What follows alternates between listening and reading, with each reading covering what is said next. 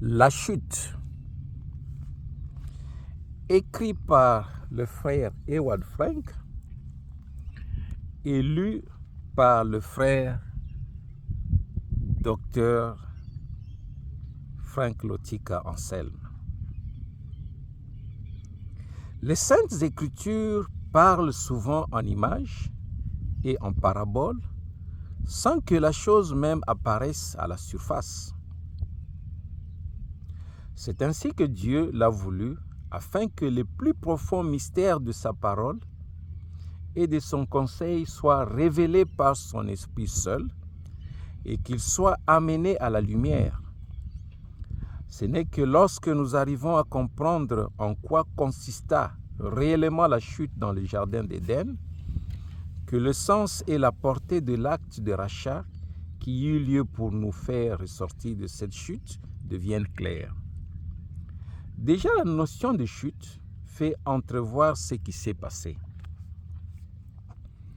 La vocation attribuée par Dieu à l'homme était celle de régner sur la terre. C'est par la chute qu'il a perdu cette position élevée. Seule la chute, dans laquelle les premiers hommes sont tombés sous la puissance de Satan, explique la raison pour laquelle le prince de ce monde a pu, à partir de cet instant, exercer sa domination sur les hommes ainsi que sur toute la terre. L'ennemi s'est introduit dans l'humanité au moyen du serpent.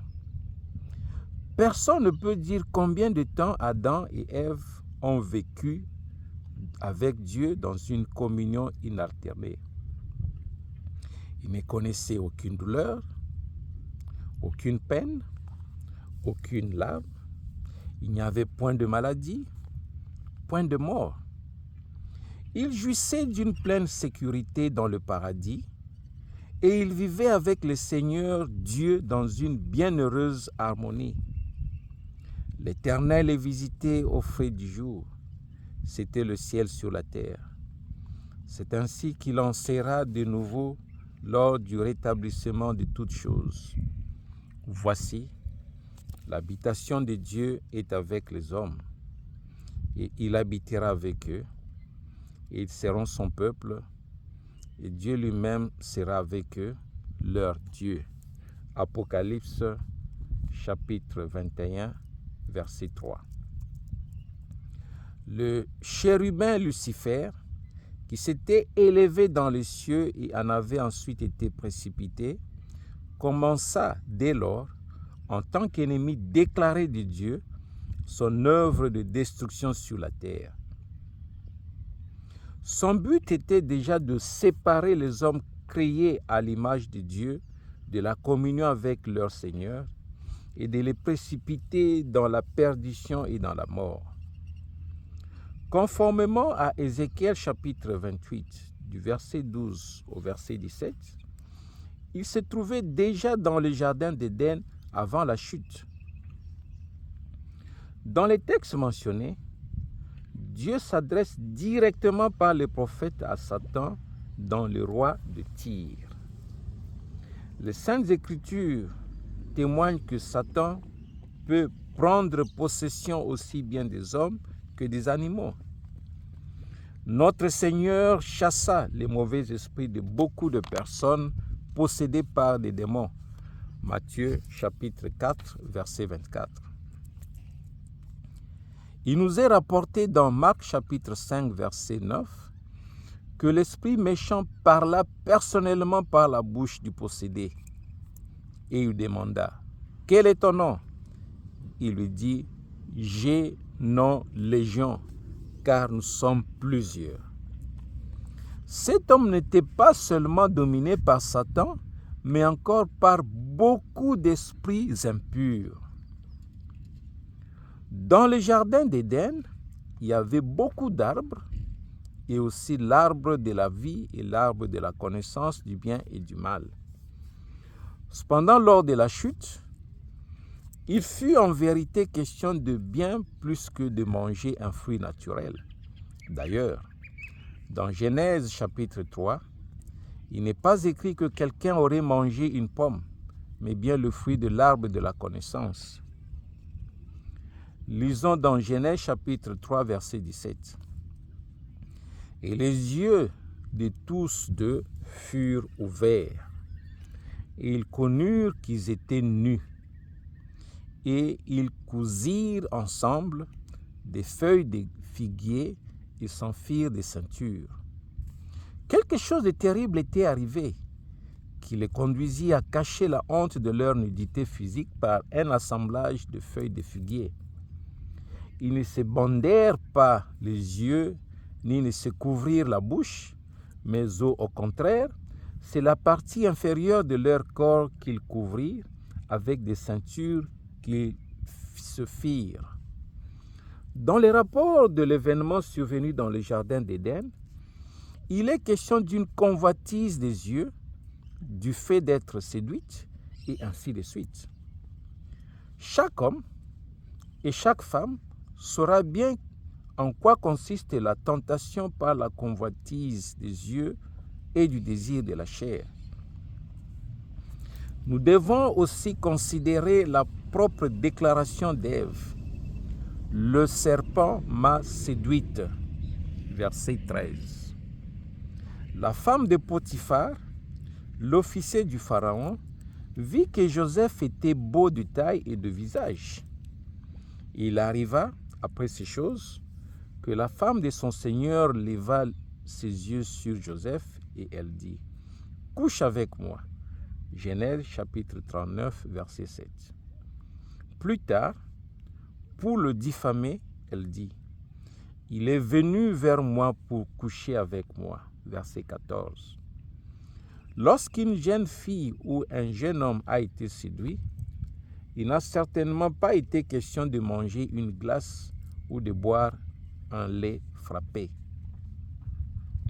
Dans Exode chapitre 22, verset 15, le terme séduit est exprimé de façon plus précise. Et si un homme séduit une vierge non fiancée et couche avec elle. Paul savait ce qui s'était passé dans le jardin d'Éden, sinon dans sa préoccupation à l'égard de l'Église, il n'aurait pas écrit. Mais je crains que, en quelque manière, comme le serpent séduisit Ève par sa ruse, ainsi vos pensées ne soient corrompues et détournées de la simplicité quant au Christ. 2 Corinthiens chapitre 11, verset 3. L'apôtre écrit en rapport avec la chute. Et Adam n'a pas été séduit, mais la femme, séduite, s'est rendue coupable de transgression. 1 Timothée chapitre 2, verset 14. Après la chute de l'homme dans le péché, l'Éternel Dieu dit à Ève, immédiatement après le fait accompli, « J'augmenterai la souffrance de tes grossesses, tu enfanteras avec douleur. » Genèse chapitre 3, verset 16. Il ressort clairement de ces paroles ce qui s'était passé réellement. Ève ne devait pas désormais manger dans les douleurs, ce qui aurait été logique dans les cas où le péché aurait été commis par la bouche. Jusqu'aujourd'hui, il n'existe aucune femme qui, en mangeant un fruit, aurait eu des enfants. L'Éternel Dieu savait exactement ce qui s'était passé et de quelle manière il devait punir. C'est pourquoi aujourd'hui, encore, dans le monde entier, comme le Seigneur l'a dit, toute femme, dans des conditions normales, met au monde ses enfants dans la douleur, en souvenir de la chute.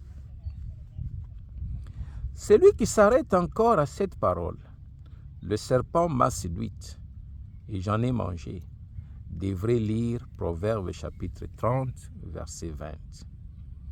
Tel est le chemin de la femme adultère. Elle mange et s'essuie la bouche et dit, je n'ai point commis d'iniquité. L'Éternel Dieu maudit le serpent et dit, parce que tu as fait cela, tu es maudit par-dessus tout le bétail et par-dessus toutes les bêtes des champs. Tu marcheras sur ton ventre et tu mangeras la poussière tous les jours de ta vie. Genèse chapitre 3, verset 14. Jusqu'à ce moment-là, le serpent se tenait debout, sinon ce jugement n'aurait eu aucun sens. Mais le verset suivant est très important. Et je mettrai inimitié entre toi et la femme, et entre ta sémence et sa sémence. Elle te brisera la tête, et toi, tu lui briseras le talon. Verset 15. Selon le témoignage de l'Éternel Dieu, il est question ici de deux sémences. L'une est la sémence du serpent, l'autre est la sémence de la femme. Dans toute l'Écriture sainte, le mot sémence veut dire postérité.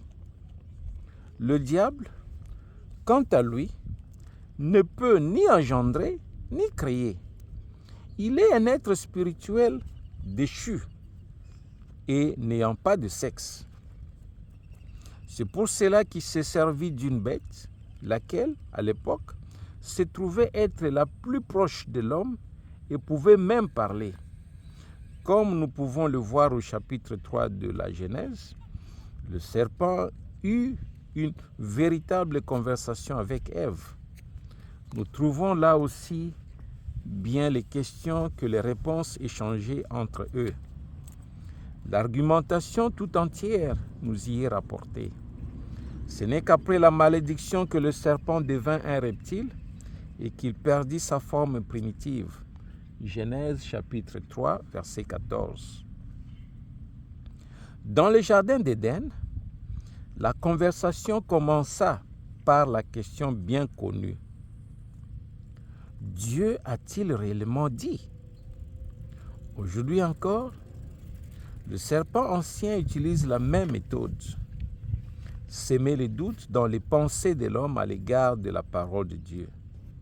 Après cela, le serpent prit Ève dans ce filet en avançant des arguments au sujet de la parole de Dieu et la tordant magistralement. Puis vint ensuite le grand mensonge. Vous ne mourrez point, certainement. Vos yeux seront ouverts et vous serez comme Dieu. C'était une parole agréable et Ève tomba dans le piège. À quoi servir-t-il plus tard? Vos yeux seront ouverts et, connaissant le bien et le mal, dans un état séparé de Dieu et livré à la mort. Depuis lors, chaque homme peut juger par lui-même ses actions et différencier le bon du mauvais, le mensonge de la vérité, et ainsi de suite. C'est pourquoi tous les hommes seront responsables au jour du jugement dernier et ils seront jugés d'après leurs œuvres.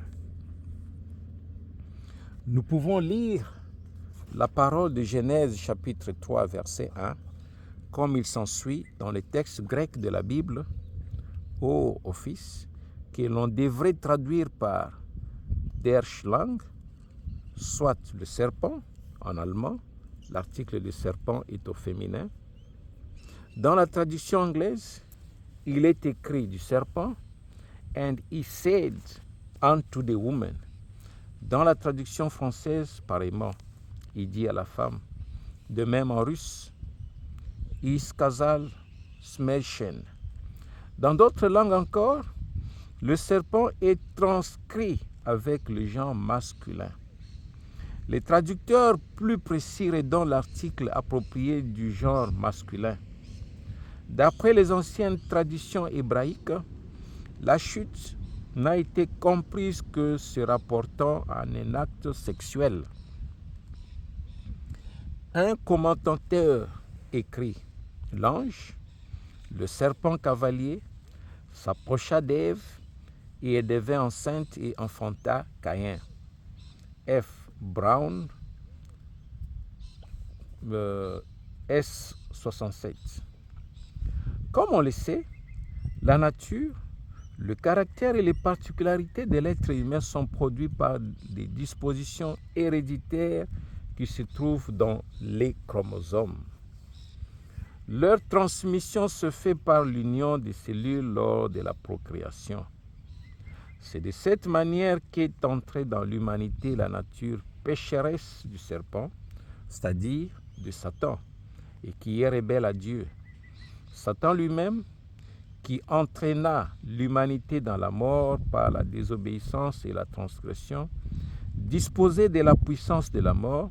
C'est pourquoi le Sauveur devait venir dans un corps de chair, afin que, par la mort, il rendit impuissant celui qui avait le pouvoir de la mort, c'est-à-dire le diable, et qu'il délivra tous ceux qui, par la crainte de la mort, étaient, pendant toute leur vie, assujettis à la servitude.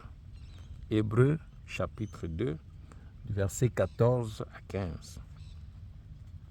En remportant la victoire sur la mort, le Seigneur victorieusement ressuscité a pris lui-même les clés de la mort et celles du séjour des morts.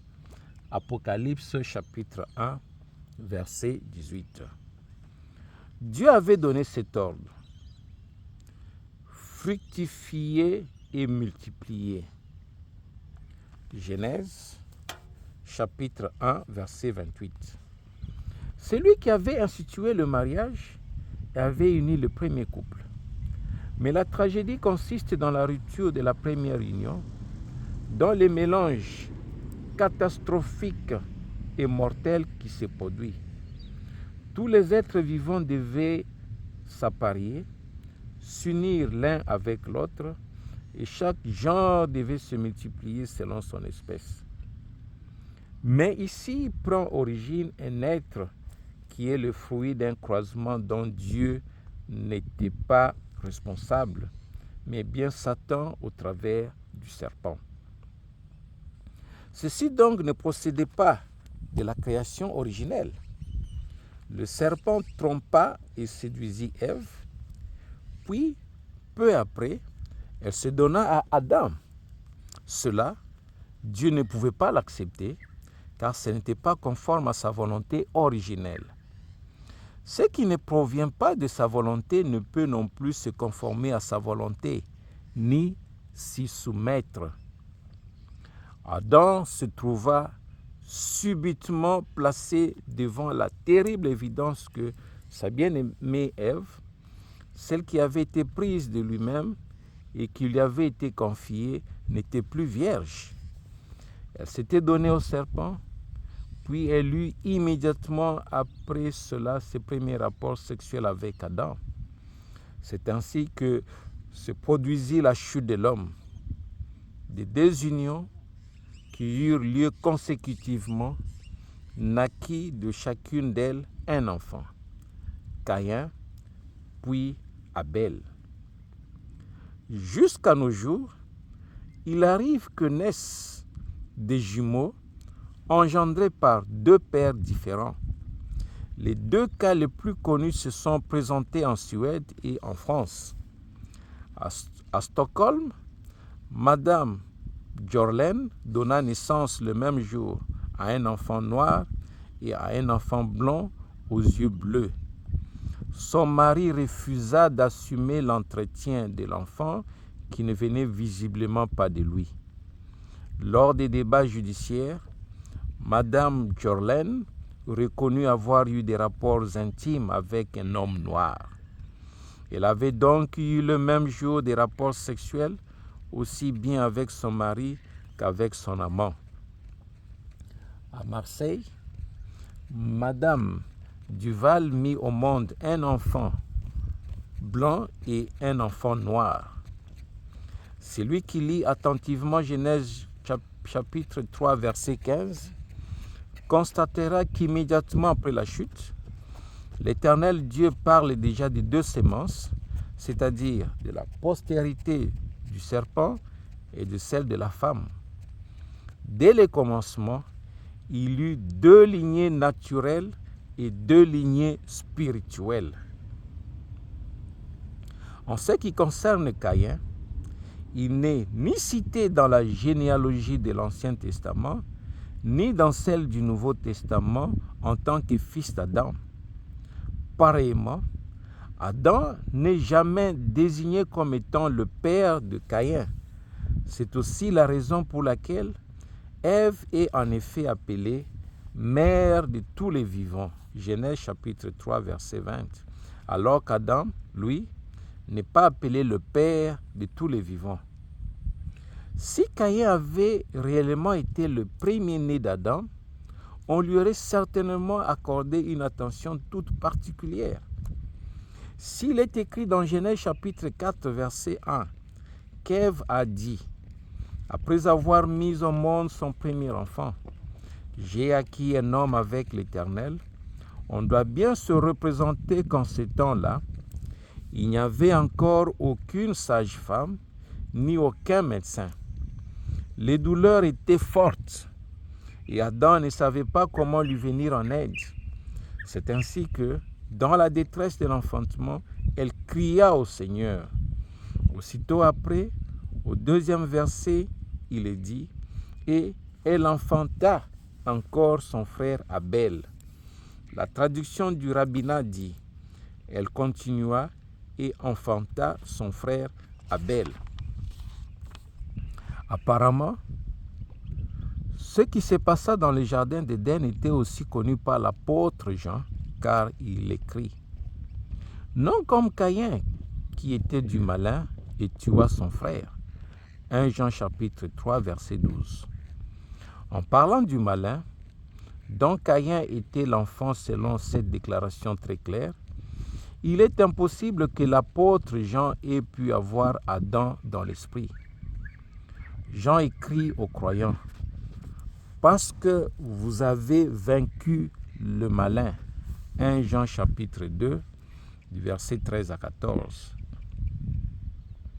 C'est de nouveau Satan dont il est question, qui, dans Apocalypse chapitre 20, verset 2, est appelé le dragon, le serpent ancien et le diable.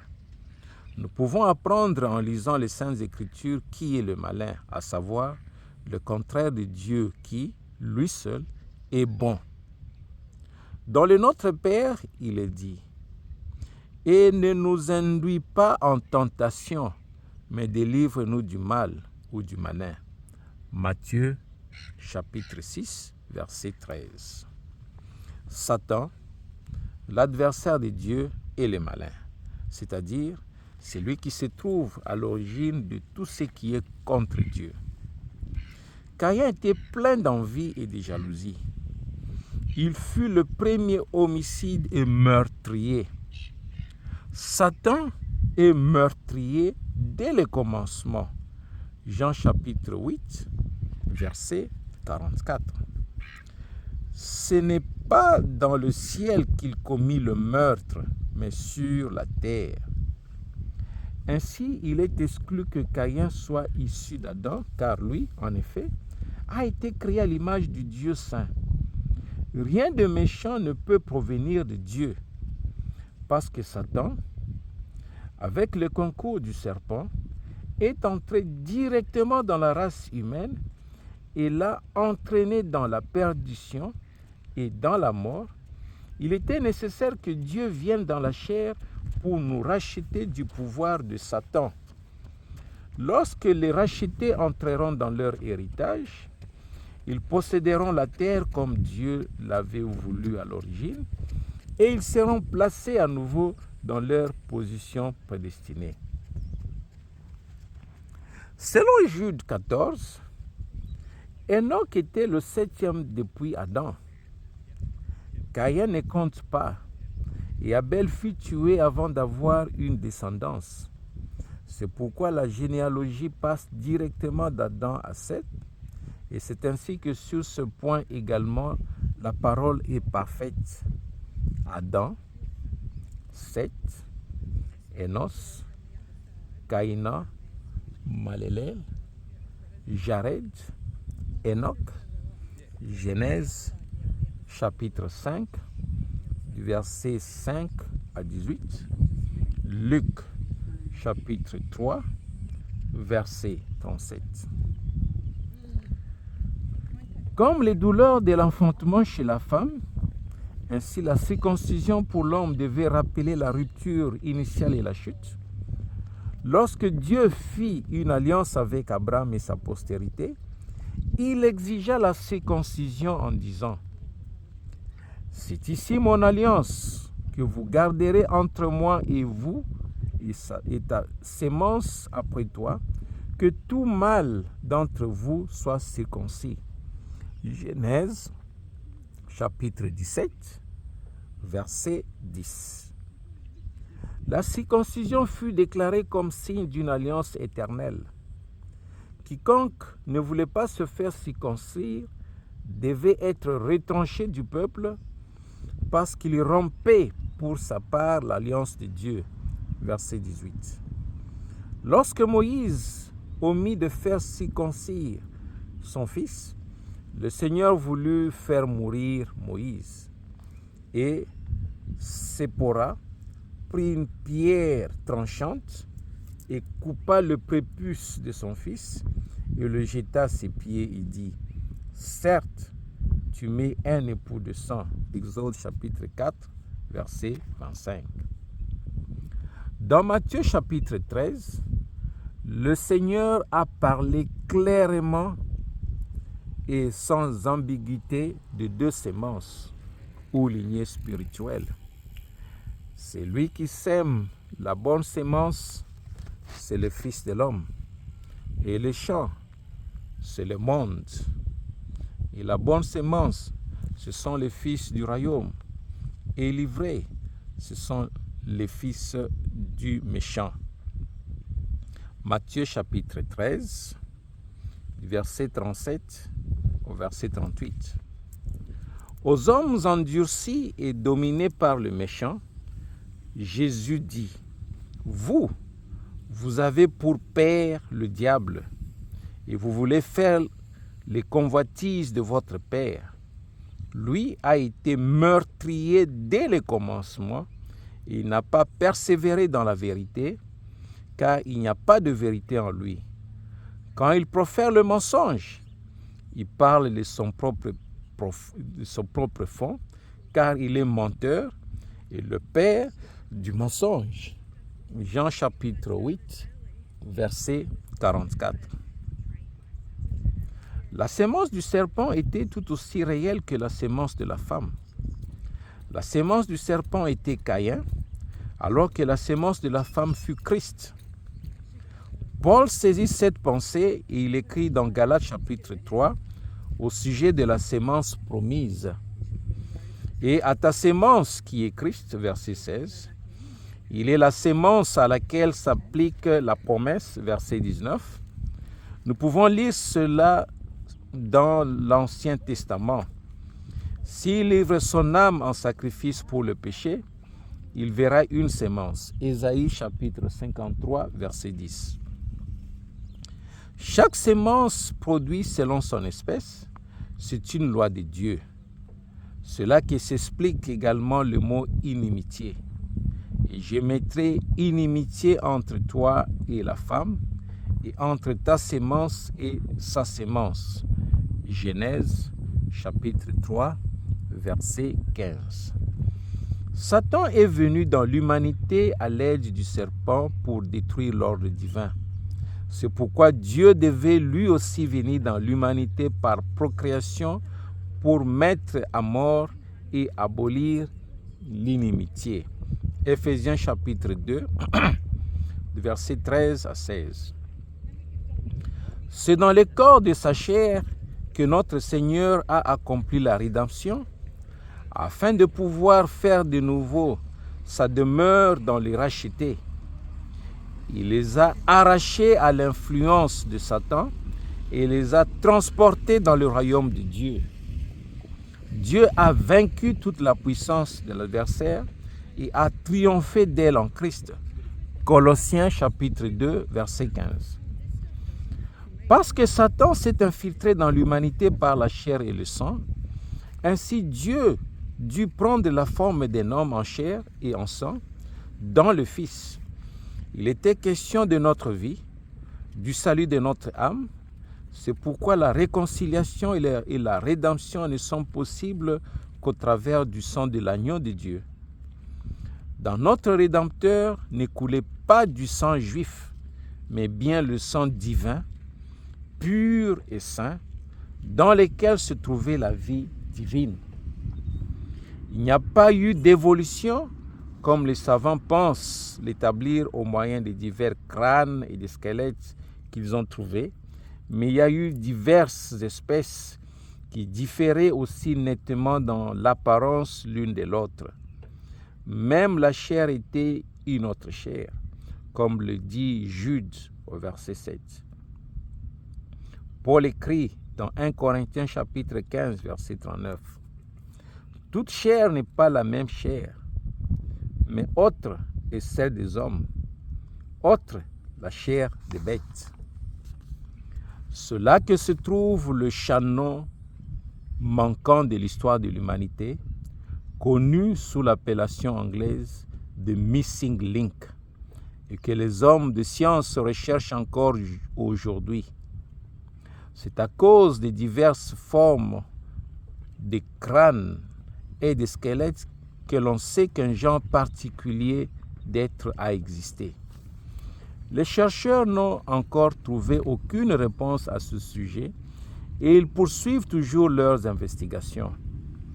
De tels mystères ne se trouvent réellement que dans ce livre mystérieux qu'est la Bible. L'une des espèces humaines provenait du mélange qu'il y eut entre Ève et le serpent. C'était la lignée de Caïn qui avait épousé une fille d'Adam. L'autre espèce provenait des descendants d'Adam et d'Ève par Seth, lequel avait épousé sa propre sœur, car Adam et Ève eurent beaucoup de fils et de filles. Et les jours d'Adam, après qu'il eut engendré Seth, furent 800 ans, et il engendra des fils et des filles. Genèse, chapitre 5, du verset 4 à 5. Plus tard apparut encore une autre espèce, à savoir celle qui est issue du mélange des deux lignées.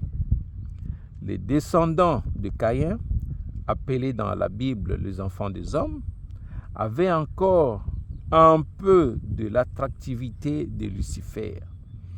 Lorsque les hommes de la lignée de Seth, les fils de Dieu, virent les filles des hommes, qu'elles étaient belles, ils se prirent des femmes d'entre toutes celles qu'ils choisirent.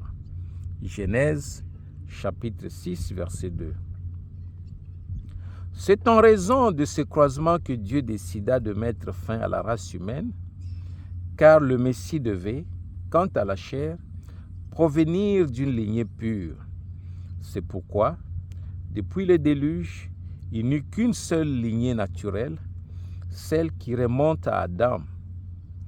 Des 3 fils de Noé, Sem, Cham et Japheth, provient toute la race humaine actuelle recouvrant la face de la terre. Genèse chapitre 9, verset 18, 19. Actes chapitre 17, verset 26. Mais, quant aux 2 lignées spirituelles, elles se retrouveront jusqu'à la fin dans tous les peuples. Ce n'est qu'à l'Éternel Dieu qu'il appartient de déterminer pour chacun qui et comment et ce qu'il est. Cependant, il est permis de recommander à chacun en particulier de s'éprouver soi-même en considérant ceci. Quiconque écoute la parole sortie de la bouche de l'Éternel, la croit et agit en conséquence, celui-là devrait provenir de la sémence parole et de l'Esprit de Dieu. Quiconque repousse intérieurement la parole et affirme des choses contraires n'a vraiment rien de commun avec le Seigneur. Cela ressort dans ce cas du comportement de chacun. Il est encore jour de grâce et celui qui le veut peut se convertir au Seigneur Jésus, croire en lui et le suivre. Du sommet d'une très haute montagne, Satan montra à notre Seigneur tous les royaumes du monde avec leur gloire, et il lui dit, je te donnerai toutes ces choses si, te prosternant, tu me rends hommage. Matthieu chapitre 4, versets 8 à 9. Notre Sauveur savait qu'il allait verser son sang sur la terre pour la rédemption et le rachat de ceux qui étaient destinés à la vie éternelle. En tant que propriétaire originel, le Seigneur repoussa le tentateur, Satan. Le psalmiste avait déjà dit, « Lève-toi, ô Dieu, juge la terre, car tu hériteras toutes les nations. » Psaume 82, verset 8. L'apôtre Paul exprime par ces paroles, « Et si nous sommes enfants, nous sommes aussi héritiers, héritiers de Dieu, co-héritiers de Christ, si du moins nous souffrons avec lui, afin que nous soyons aussi glorifiés avec lui. » Romains chapitre 8, verset 17. Cela s'appliquera à la fin de cet âge. Nous avons le privilège de vivre dans un temps où tous les mystères des Écritures sont dévoilés et ce qui s'est passé au Jardin d'Éden en fait aussi partie. Écrit par le frère Ewald Frank et lu par le frère Dr. Lotika Anselme Frank.